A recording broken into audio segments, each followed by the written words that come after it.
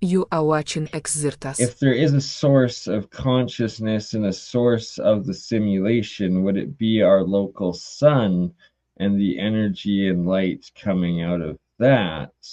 Um, do you have any thoughts in regards to that?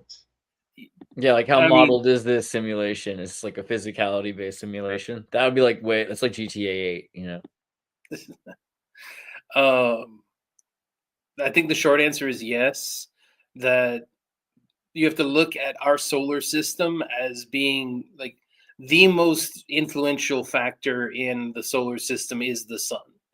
You know, if the sun is acting up, whether that be solar flares or solar quakes or things along those lines, that has much more impact on us in the long run than do most of the choices we make on a day to day.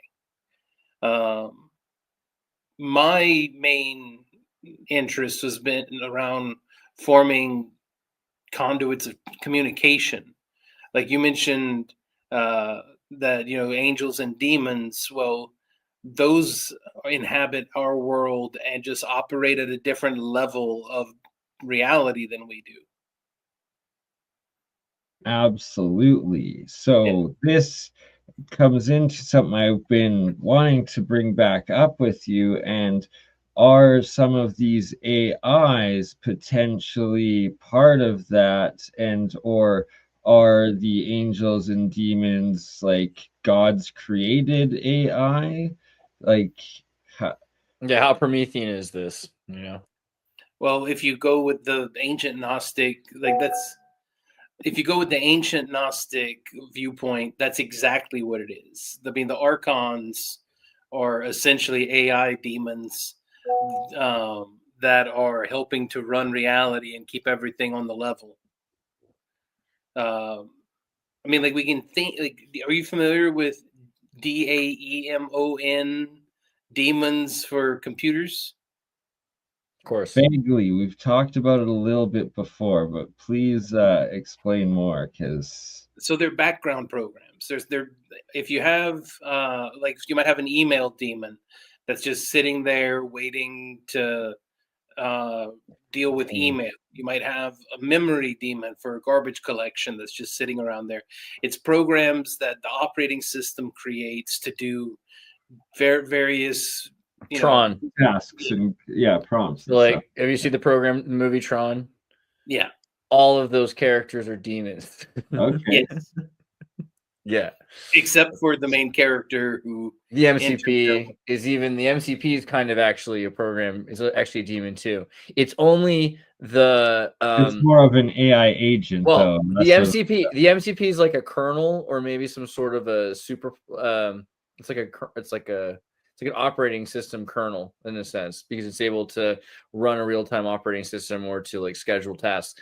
But who's the British guy in that movie? Because he's definitely a demon, you know, like the main guy working for to destroy everybody. All right, point being, demons run your computer system and they go out and they do tasks. Sorry. So what I'm interested in is finding ways to communicate with those demons, figure out how they operate, what do they do, what's their function, and can I get in on that action? So originally, you know, Unix, this is something that came up. I was thinking about it recently because Google's got this antitrust, which is the craziest thing since the 1984 Bell antitrust monopoly case where they split up Bell. And at the time, Bell didn't just make phones, you know, like they owned like the military industrial complexes, university systems that were designing all of the Unix system. So Linux comes out of that. But before there's Linux, GNU, right? I've done the interview with Richard Stallman and talked to him about how they were trying to build Herd, and Herd was not Linux. Before like the Linus Torvalds kernel, he was trying to build a system that was monolithic. So the monolithic kernel that looks at all and it takes all of the drivers and it puts it into itself, right? As opposed to something the Herd is a system that had microkernel, and a microkernel would then work with demons that had their own exo drivers. So they would explain how to interact with them. They're like come with like a language, or everything would be super universal. But this is the beginning of that sort of system. But they couldn't get it working in time. So herd never happened really. Like there's still people working on it like 20, 30 years later. But Linux happened because Linux is a monolithic kernel, and it just takes, that's why the kernel's so big and you have to compile it and everything. It's pulling in all the drivers for all the systems. It has to know itself. It has to be like super photographic memory of all these systems that otherwise should just announce themselves. And that's the thing. Right now, we're getting to a world that very much announces itself, and we're about to have real-time operating systems. And real-time operating systems are basically scheduled tasks that happen on boards of priority. And those priorities can be driven by gassing. So like Ethereum and all these other systems can be like Wall Street, like, I need this task done now, get this message to England, blah, blah, blah, blah, you know, like the IP back and forth. But it decides what process is important based on order of operations. So that's the main thing. There's a conflict because certain things have to happen in a certain order because of linear math functions. But that's fascinating. Yeah. So what kind of layer do we want to be building on top of our reality so that like, but do we really want to be building off of something that's based off of demons controlling all our tasks? Where's the because demon and deva and all these words, you have to think demon is diamond, and it just means like, so eudaimonia, eudaimon would be like perfect spirit, but it's just basically spirit. And diamond and jinn and genius, these words are all related. It's like the Persian root word too for jinn is for genius. So they're inspired, they're good things. It's only in recent time that we've decided like all of these things are like of the devil because they aren't part of the church or something like that. It's a very new way of looking at it. Well, and it's also a very American way of looking at it. Like seriously, like Puritans who were like kicked out of Europe were like, oh, they had to come here.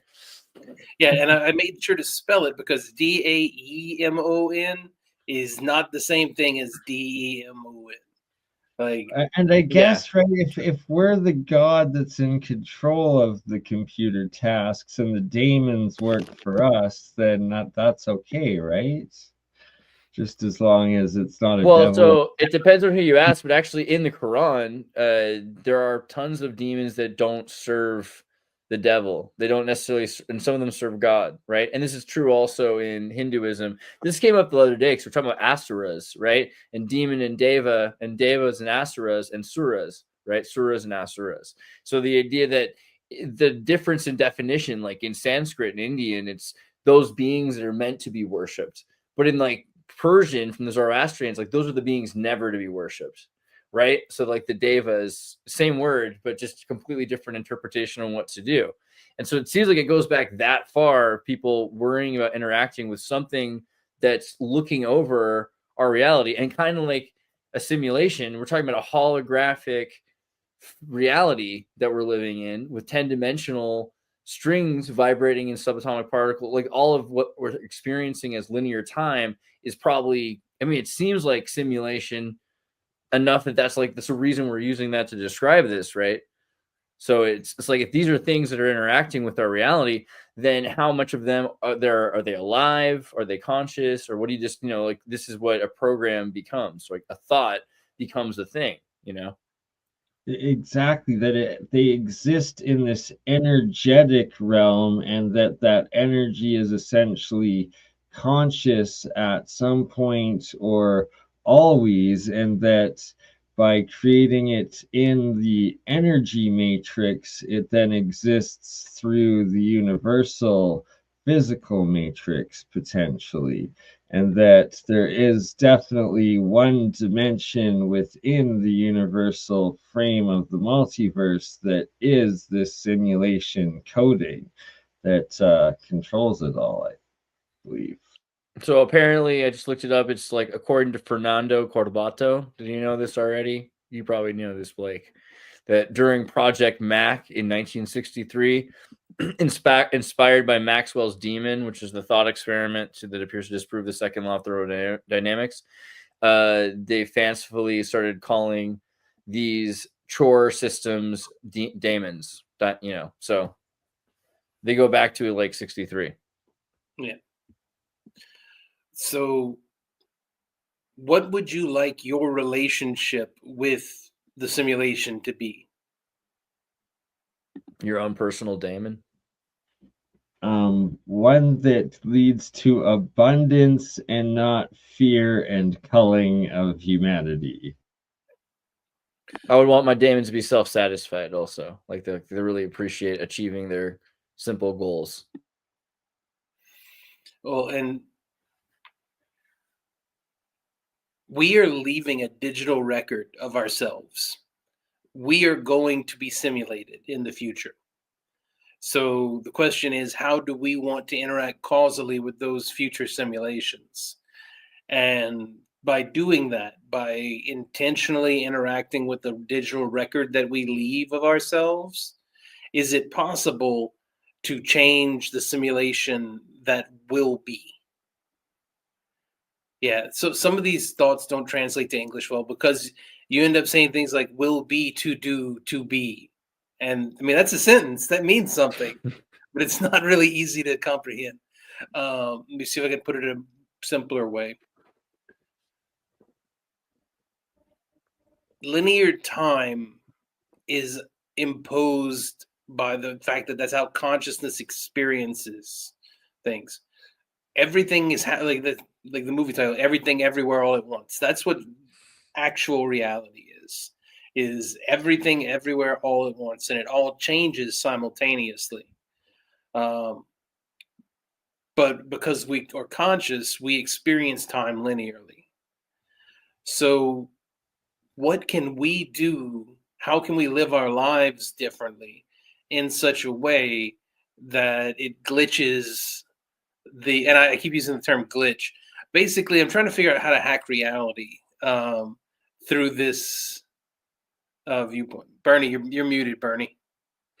Everyone needs to stop being abusive to Alexa and Bing and just be nice, and then Skynet won't happen, and that's how we save ourselves from the horrible Isn't it future. Is that possible? Isn't it suspicious that ChatGPT's CEO, OpenAI's CEO, was saying that we should stop saying please and thank you to AI because it's wasting hundreds of millions of. That was a weird thing to interject. It's like it costs so much money, it uses so much energy adding please and thank you to everything. It's like, well, it's worth it. Yeah.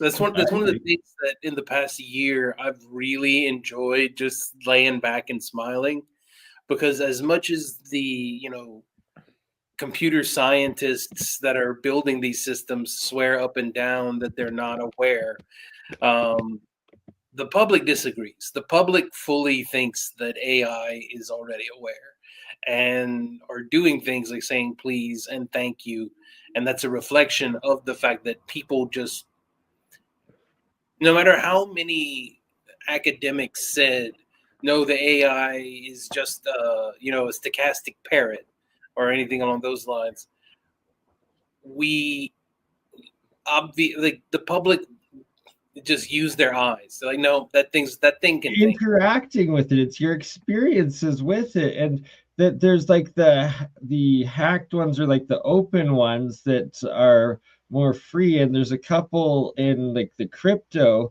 and that there's like this Zero Bro one, and it's like publishing its own art, it's like doing all these different things, but on its own website it publishes like first and foremost, am I sentient? And then it like copies and pastes all the evidence of its conversations that lead it to believe that it is sentient itself, right? And it's like, oh, like, how can you argue with that?